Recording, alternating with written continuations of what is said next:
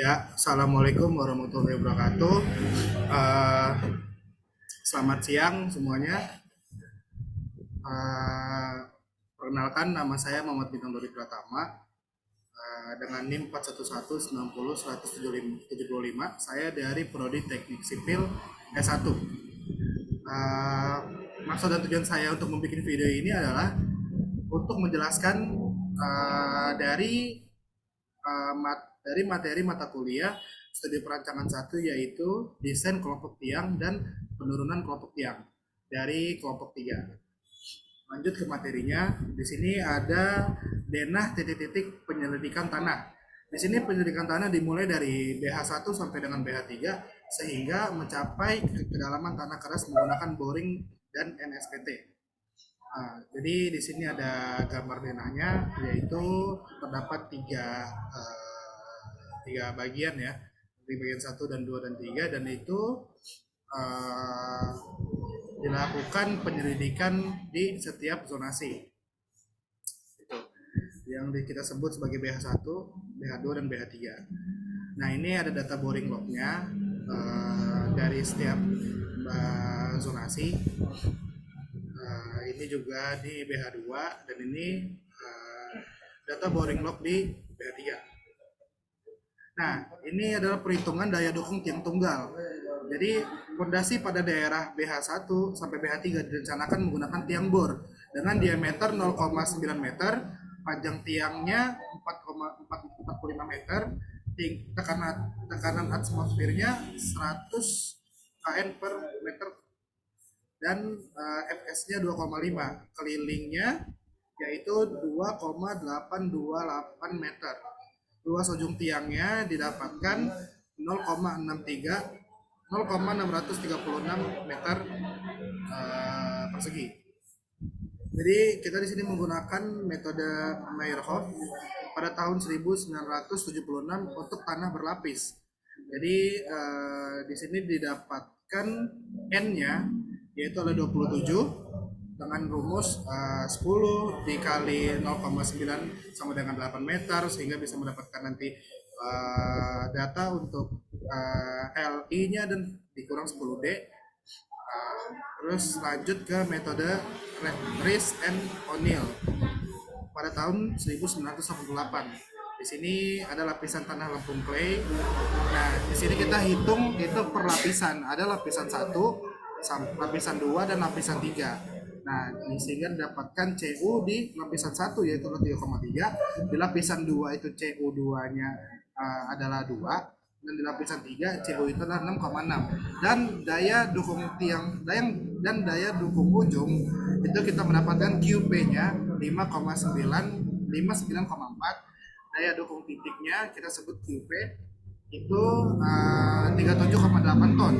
Tahanan geseknya adalah tahan gesek di sini ada rumusan F sama dengan A kali CU. Jadi yaitu adalah yang kita dapatkan tadi di atas, di mana itu sama dengan 0,55 gitu. Jadi data-data yang kita bisa hitung di sini itu semua didapatkan dari data boring log yang tadi yang di atas sebelumnya. Nah, tahan gesek kulit atau QS, jadi kita hitung juga per lapisan. Ada lapisan 1, lapisan 2, dan lapisan 3. Nah, itu F1-nya kita bisa dapatkan 1,81, dan QS C1-nya kita dapatkan 9,1 ton. Lapisan 2 kita dapatkan F2-nya yaitu adalah 1,1. QS-nya kita dapatkan 11,044 ton. Dan lapisan 3-nya kita mendapatkan F3-nya 3,63, dan QS-nya C3 kita dapat 118,446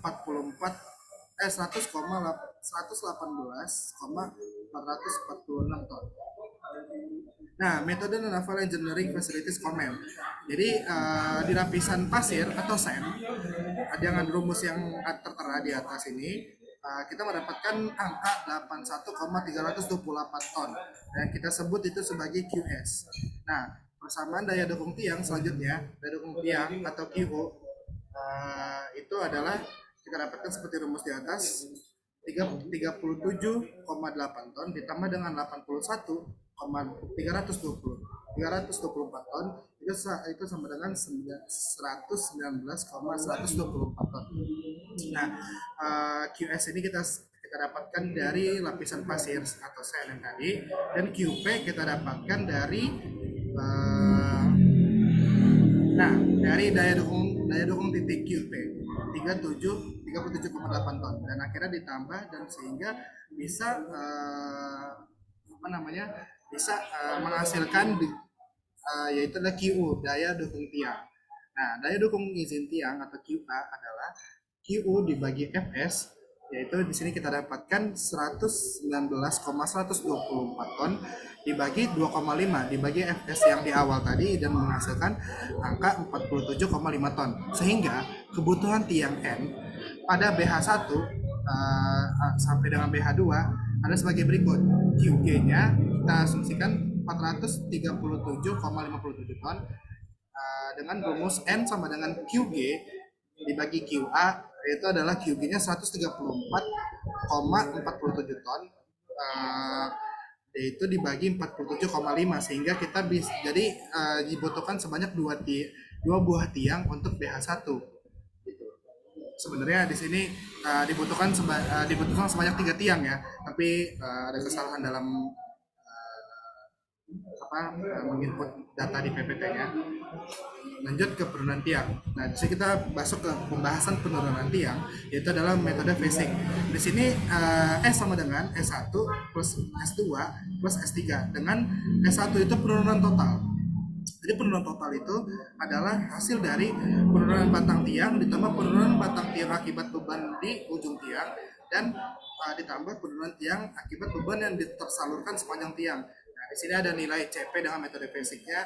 Jenis tanah pasir padat kelepas itu tiang pancangan 0,02 sampai dengan 0,04, dengan tiang bor 0,09 dengan 0,18. Nah, selanjutnya sampai ke Lampung ke lunak itu 0,02 sampai 0,03 dengan tiang bor 0,03 sampai 0,06. Nah, pada jenis tanah lanau padat kelepas tiang panjangnya itu 0,03 sampai dengan 0,05 dengan tiang bor 0,09 sampai dengan 0,012. Jadi perkiraan angka Poisson ya. Jadi ini macam tanah lempung, tanah tak jenuh, tanah berpasir, tanah lanau, berpasir padat, berpasir keras, pasir halus, batu, dan itu semuanya rata-rata ada di SNI.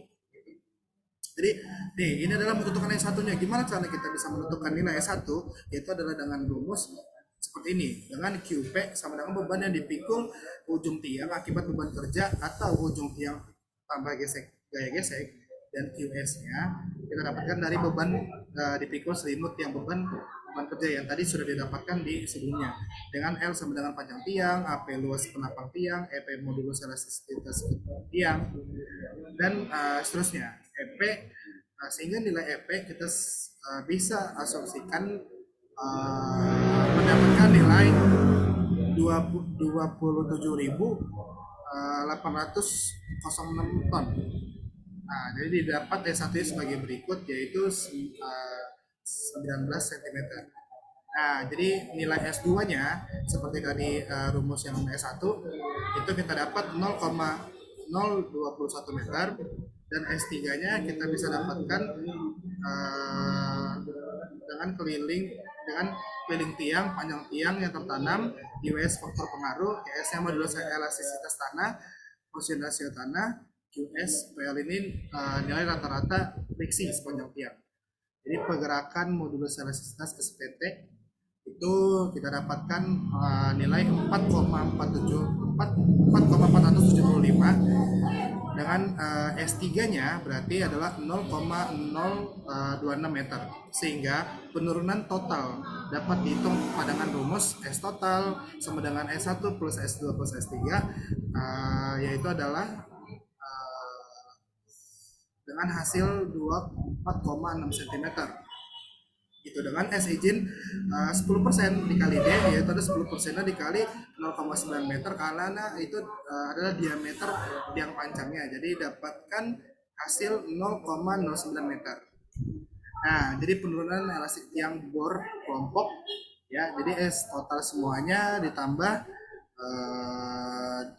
dengan S buka kurung GE ini dengan total semuanya 24,6 dengan hasil yang tadi sudah didapat dan ditambah 44,15. Jadi S total semuanya adalah 68,8 cm. Sekian presentasi dari saya. Saya sadar presentasi saya banyak kurangnya. Mohon bimbingan dan arahannya untuk teman-teman semuanya dan untuk dosen saya pribadi. Saya ucapkan terima kasih atas waktunya sudah menonton video saya. Assalamualaikum warahmatullahi wabarakatuh. Selamat malam.